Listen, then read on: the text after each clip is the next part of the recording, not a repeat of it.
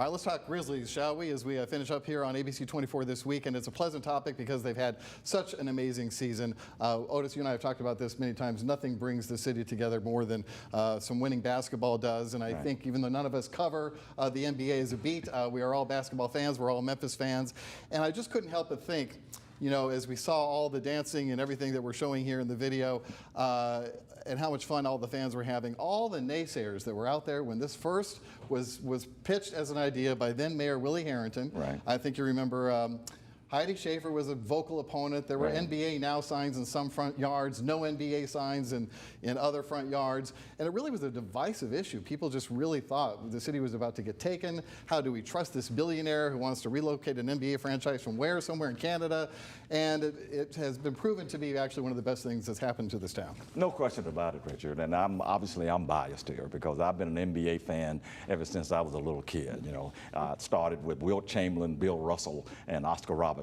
And so I was just absolutely elated in 2001 when the pursuit team announced that they were pursuing the Vancouver Grizzlies. Despite all of the naysaying, despite all of the politics, the back and forth here, or even political leaders who are disagreeing on this, the courage of Dr. Harrington and all the others on the pursuit team to get this done, and now we see 20-some years later what it has brought to us. Nothing but pure joy. Everybody loves the Grizzlies. We love the Tigers too.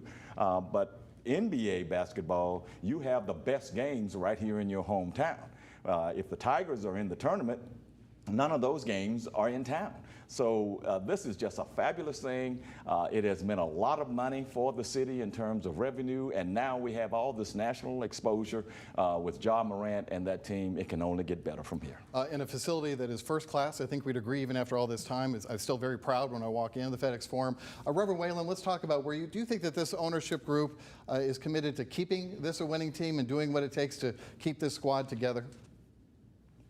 From what I have seen, man, they seem to take pleasure in sort of the public uniqueness of being millionaire business people who have a foothold in the South, in Memphis, Tennessee, in the home of Elvis Presley. And I think that is going to translate well for years to come. Let me say this, man. Ja Morant was, what, 2 years old when this team came to Memphis. So he was a little toddler, and now he has a little toddler, and they are teaching this city how to love and how to celebrate. I will never forget how joyful everybody was when Aldama did the reverse dunk. Nobody will forget that.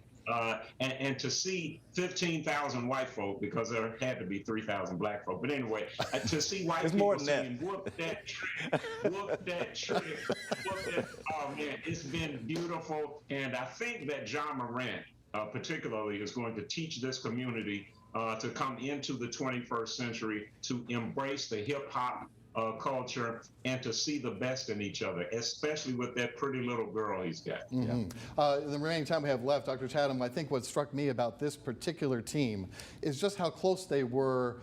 They're obviously very good friends on and off the court. And I think if I was a coach with a squad coming up against them, I think they were all a little nervous about that because that seemed to carry them into victory more times than we might give it credit for.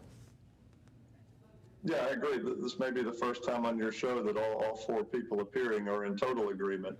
I mean, just what a special team, special season. I remember taking my little boys down to the Forum earlier this year, and Ja just grabbed their hearts. I mean, he's flying around like a superhero. He's got the hair, the swagger, the skill.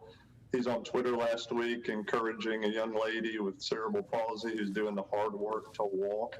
I mean, he is just such a treasure to the city, as is the team. I mean, if we have these big, fierce debates on other issues, to be able to set things aside and rally around the Grizzlies and causes that we can all agree on, like the fact we got hosed by the refs in the playoffs, it's just healthy for the city, and I'm looking forward to next season.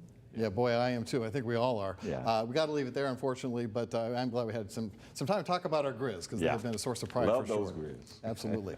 That's going to do it for us this week. I want to thank my panel. Otis Sanford, Reverend Whalum, and Daniel Chatham. Thank you so much. Thank you to you at home for watching as well. We'll see you next week for ABC 24 This Week.